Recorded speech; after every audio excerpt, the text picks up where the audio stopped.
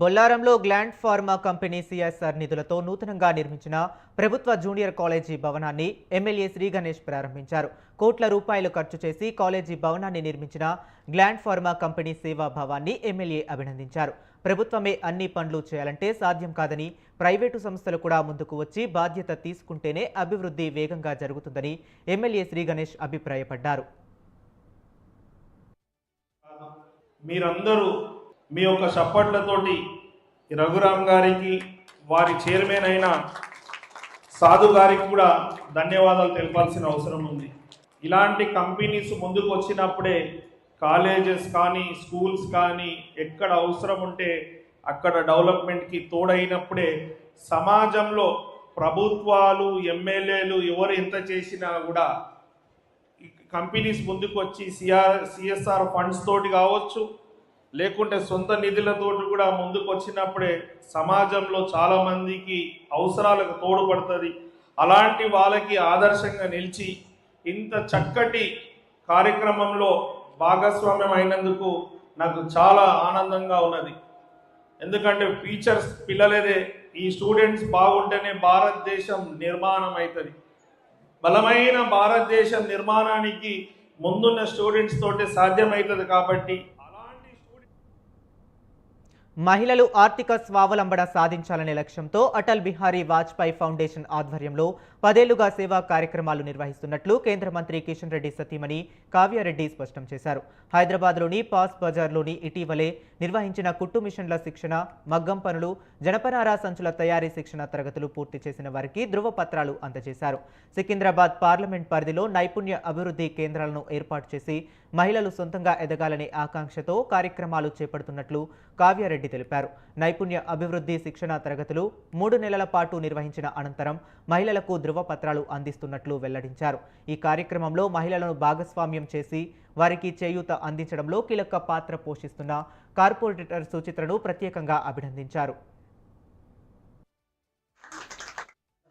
మరి 10 ఏళ్ల క్రితం ఆర్థికంగా తక్కువ స్థాయిలో ఉన్న మహిళలకి వాళ్ళు ఆర్థికంగా వాళ్ళ కాళ్ళ మీద వాళ్ళు నిలబడి వాళ్ళ కుటుంబానికి ఆసరాగా ఉండాలనే ఉద్దేశంతో అటల్ బిహారీ వాజ్పేయి ఫౌండేషన్ ద్వారా సికింద్రాబాద్ పార్లమెంట్ కాన్స్టిట్యున్సీలో ఈరోజు మేము 16 స్కిల్ డెవలప్మెంట్ సెంటర్స్ రన్ చేస్తున్నాము.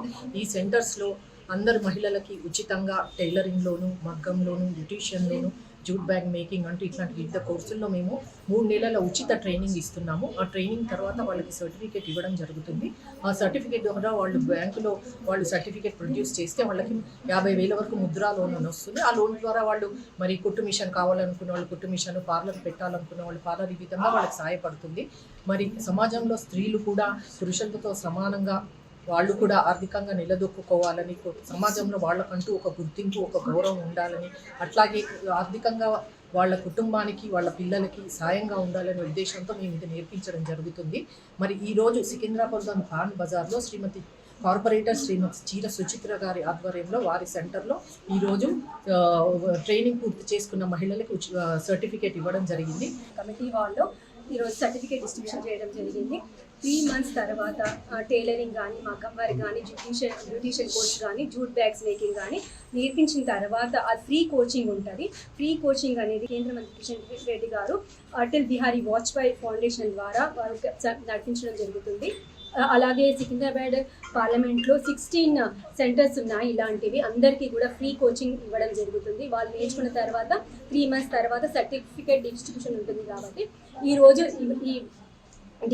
ఈ పాన్ బజార్ కమిటీ హాల్లో సర్టిఫికేట్ డిస్ట్రిబ్యూషన్ చేయడానికి కావ్య మేడం గారు ఇచ్చేయడం జరిగింది. అందరికీ ఈడబ్ల్యూఎస్ రిజర్వేషన్లు ఎంత త్వరగా అమలు చేశారో అంతే తొందరగా 42% బీసీల రిజర్వేషన్లు అమలు చేయాలని BC intellectual forum chairman T Chiranjeevulu అన్నారు.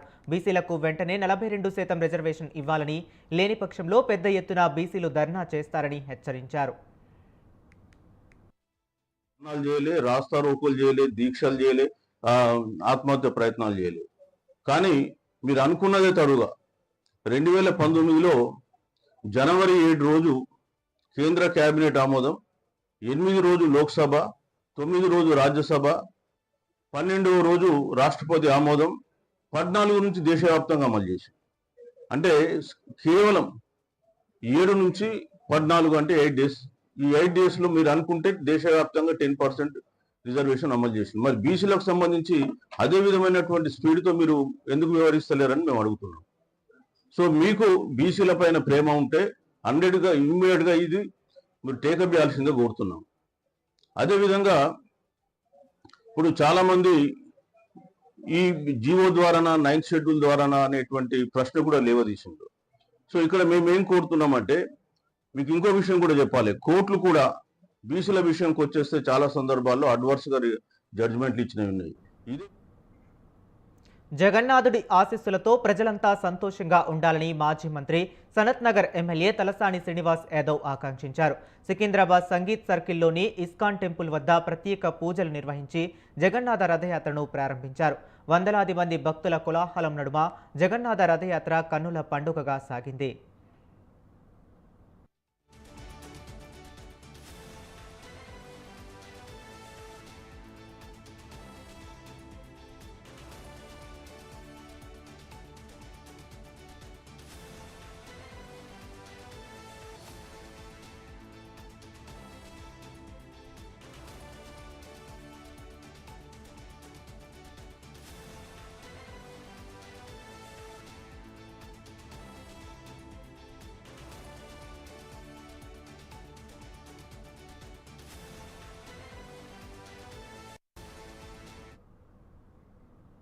హైదరాబాద్లో అక్రమ కట్టడాలపై హైడ్రా ఉక్కుపాదం మోపుతుంది. ఇందులో భాగంగా ఐఎస్ సదన్ కృష్ణానగర్లో హైడ్రా కూల్చివేతలు చేపట్టింది. నాలాలపై ఉన్న అక్రమ నిర్మాణాలను కూల్చివేస్తుంది.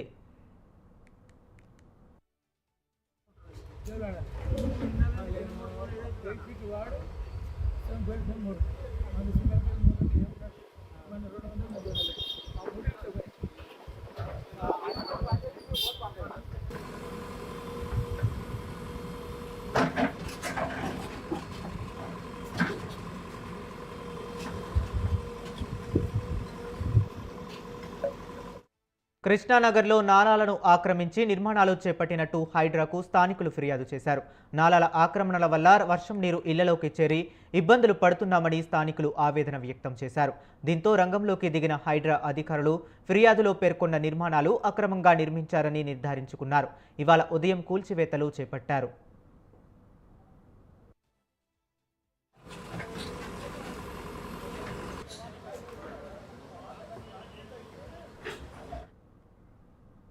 శ్మశాన వాటికల ఏర్పాటుకు దాతలు ముందుకు రావాలని కంటోన్మెంట్ బోర్డు మాజీ ఉపాధ్యక్షుడు జంపన ప్రతాప్ కోరారు. న్యూ బోయినపల్లిలోని మౌంట్ కార్మెల్ పాఠశాల ఎదురుగా ఉన్న హిందూ శ్మశాన వాటికలో సాయినాథ్ ఇండస్ట్రీస్ అధినేత నీరుడు అశోక్ కుమార్ స్వంత నిధులతో చేపట్టే షెడ్డు నిర్మాణ పనులకు భూమి పూజ చేశారు. అదేవిధంగా చిన్నతోకట్టలోని జిఎం అంజయ్య స్మారక శ్మశాన వాటికలో సదానంద యాదవ్, అశోక్ యాదవ్ ఆధ్వర్యంలో చేపట్టబోయే గదుల నిర్మాణ పనులకు భూమి పూజ చేశారు.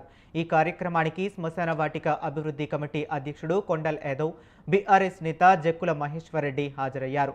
ప్రతి ఒక్కరి చివరి మజిలీ ప్రశాంతంగా కొనసాగేలా శ్మశాన వాటికలో మౌలిక వస్తువుల కల్పనకు దాతలు ముందుకు రావాలని జంపన ప్రతాప్ కోరారు.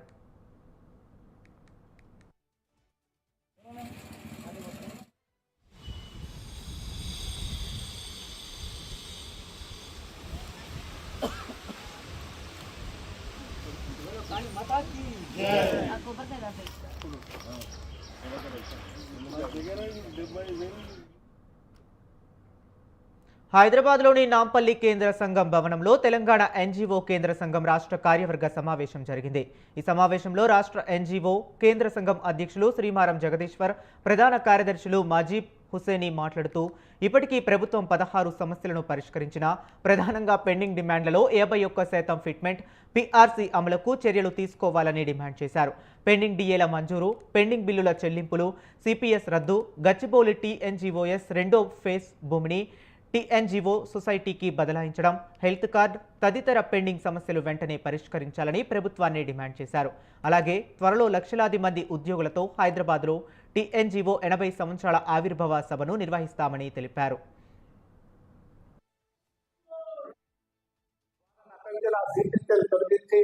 ఇంట్లో కూర్చుంటే వాళ్ళ కుటుంబం కూడా మనోవేదన గురైంది. ఏమో ఆయన ఏదో తప్పు చేసిన వాళ్ళు పిల్లలు కూడా అనుకుంటారు. రేపు ఎంక్వైరీలో వాళ్ళు తప్పు చేయడానికి తెలిస్తే వాళ్ళ ఇంటి ఆ కుటుంబం హెల్ప్ చేస్తుంది. ప్రభుత్వాన్ని కూడా మరి ఇలా 3 ఏళ్ళ జీతాలు కూడా ఇవ్వాల్సిన అవసరం వస్తుంది. అప్పుడు ప్రభుత్వాన్ని కూడా లాక్ చేసిన వాళ్ళు అవుతారు. కాబట్టి ఇలా మంత్రులకు చెప్తున్నాం, మీరు జీవోలను జీవోను అనుసరించాలి.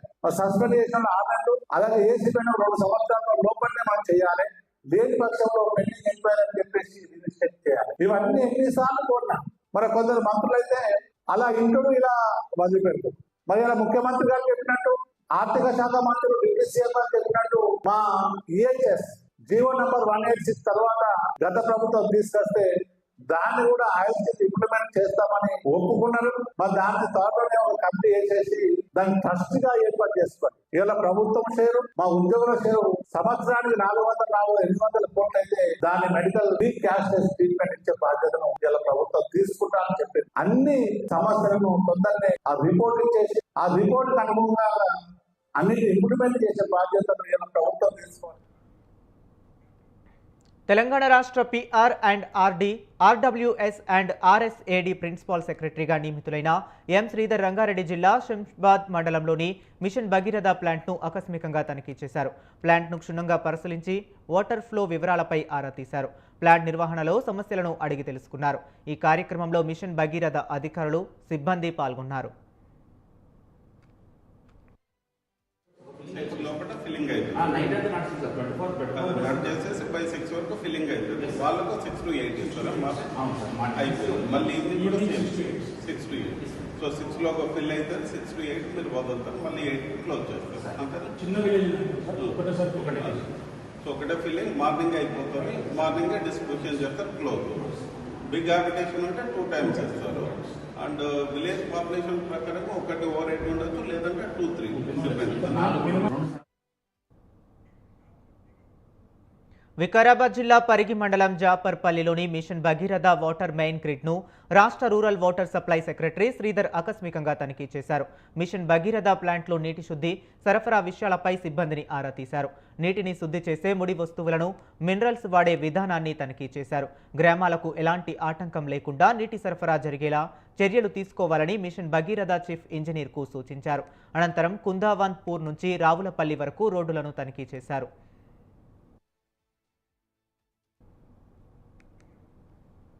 గత 3 నెలలుగా ఉన్న వేతన బకాయిలు వెంటనే చెల్లించాలని డిమాండ్ చేస్తూ తెలంగాణ గ్రామ పంచాయతీ ఎంప్లాయీస్ వర్కర్స్ ధర్నా చేపట్టారు.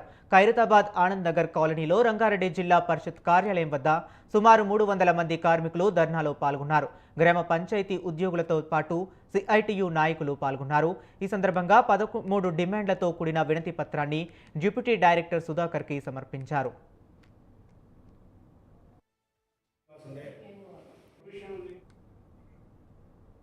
హైదరాబాద్ మాదాపూర్లోని సున్నం చెరువు చెంత బోర్ల వేసి ఆ నీటితో ప్రజల ఆరోగ్యానికి కన్నం పెడుతున్నారు ఇక్కడి నీటి వ్యాపారులు. అక్రమంగా బోర్లు వేసి కలుషిత జలాలతో మాదాపూర్ పరిసరాల్లో ఉన్న హాస్టళ్ల విద్యార్థుల భవిష్యత్తును అనారోగ్యం పాలు చేస్తున్నారు. IITతో పాటు విద్యను అభ్యసించడానికి ఉత్తమ ర్యాంకులు రావాలని ఆశిస్తూ అహర్నిశలు కష్టపడుతున్న విద్యార్థుల జీవితాలతో చెలగాటం ఆడుతున్నారు. సున్నం చెరువు చెంతకు వెళ్తేనే దుర్వాసన భరించలేం. ఇలాంటి చోట బోర్లు వేసి ఆ నీటిని తాగునీటిగా మాదాపూర్ పరిసరాల్లోని విద్యా సంస్థలు, వసతి గృహాలు, హోటళ్లకు సరఫరా చేసి ప్రాణాల మీదకు తెస్తున్నారు.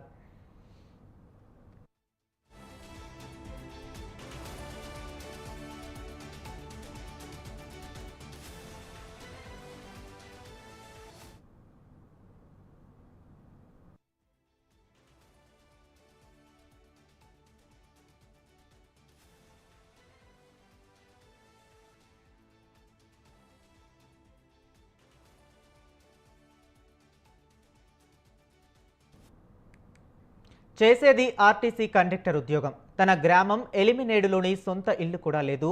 కానీ చనిపోయిన కూతురి కోసం 1000 నోట్బుక్స్ను పంపిణీ చేశాడు. రంగారెడ్డి జిల్లా ఇబ్రహీంపట్నం మండలం ఎలిమినేడు గ్రామానికి చెందిన ప్రముఖ సంఘ సేవకుడు బజారు భిక్షపతి కుమార్తె బజారు దీక్షిత ఇటీవలే అకాల మరణం చెందింది. దీక్షిత తన తమ్ముడితో కలిసి ఇంటి బయట ఆడుకుంటుండగా గేటు కూలి తీవ్ర గాయాలతో మృతి చెందింది. దీక్షిత అదే గ్రామంలోని ప్రభుత్వ పాఠశాలలో చదువుకుంటుంది. కూతురి జ్ఞాపకార్థంగా దీక్షిత ఫోటో ముద్రించిన 1000 నోటు పుస్తకాలను ZPHS ప్రైమరీ ప్రభుత్వ పాఠశాలలో ఉచితంగా పంపిణీ చేశాడు.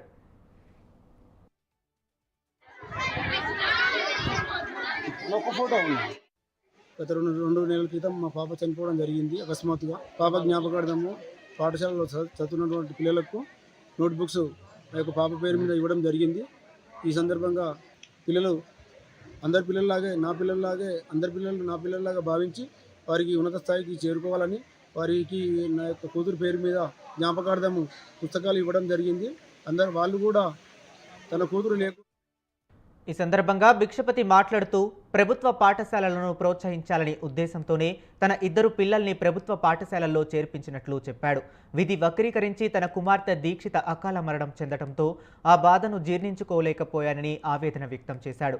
కుమార్తె జ్ఞాపకాలు ప్రభుత్వ పాఠశాల విద్యార్థుల మధ్య శాశ్వతంగా నిలిచి ఉండాలనే ఆకాంక్షతోనే ఈ నోటు పుస్తకాలను పంపిణీ చేశామని చెప్పాడు.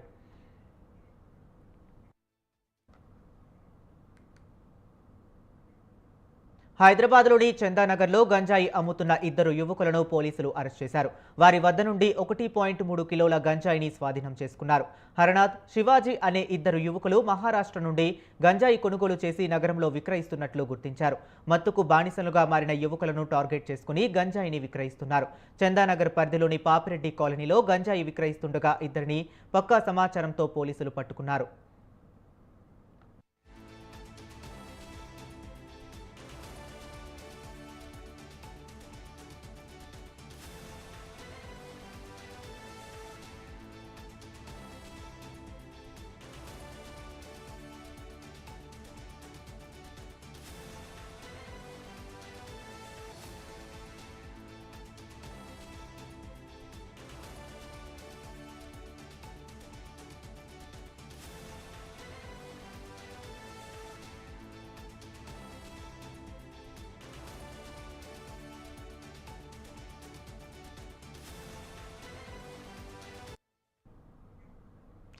హైదరాబాద్ చందానగర్ ఓల్డ్ ఎంఐజీలో చైన్ స్నాచింగ్ కేసును పోలీసులు ఛేదించారు.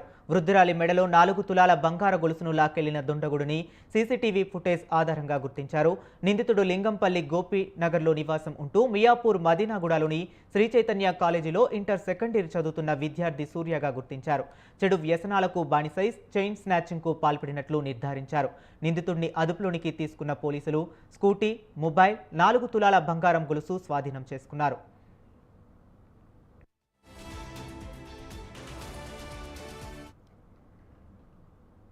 సంగారెడ్డి జిల్లా జిన్నారం మండలం బొల్లారం పిఎస్ పరిధిలో ద్విచక్ర వాహన దొంగలను పోలీసులు పట్టుకున్నారు. వాహనాలను తనిఖీ చేస్తుండగా పోలీసులను చూసి దొంగలు పారిపోయే ప్రయత్నం చేశారు. అయితే అప్పటికే అప్రమత్తమైన పోలీసులు వారిని అదుపులోనికి తీసుకుని 9 ద్విచక్ర వాహనాలను స్వాధీనం చేసుకున్నారు. దొంగతనానికి పాల్పడిన 3 నిందితులతో పాటు వాహన డ్రైవర్పై కూడా కేసు నమోదు చేసి రిమాండ్కు తరలించారు. వారు గత 20 రోజులుగా సూరారం, జీడిమెట్ల, దుండిగల్, నర్సాపూర్, ఐడియా బొల్లారం పోలీస్ స్టేషన్ల పరిధిలో బండ్ల దొంగతనాలకు పాల్పడినట్టు ఒప్పుకున్నారు. వారి ఒప్పుకోల ఆధారంగా మొత్తం 9 ద్విచక్ర వాహనాలను రికవర్ చేయడం జరిగింది. మరియు వీరు నేను రెడీ అంటూ వస్తున్నాడు హవీష్. ధమాకా ఫేమ్ నక్కిన త్రినాథరావు డైరెక్షన్లో ఈ సినిమా రూపొందుతుంది. ప్రస్తుతం శరవేగంగా షూటింగ్ జరుపుకుంటున్న ఈ సినిమా త్వరలోనే రిలీజ్కు రెడీ అవుతుంది. హీరో హవీష్ పుట్టినరోజు సందర్భంగా సినిమా టైటిల్ రివీల్ చేశారు. సో ఇది మా ఫాదర్ ఒక ఎడ్యుకేషనలిస్ట్ కింద చాలా సర్వీస్ చేశారు. అలానే First of all, I'm really sorry for making everybody wait and for being so late. And a very, very happy, blessed, and full of love and success. Happy birthday to Havish Garu.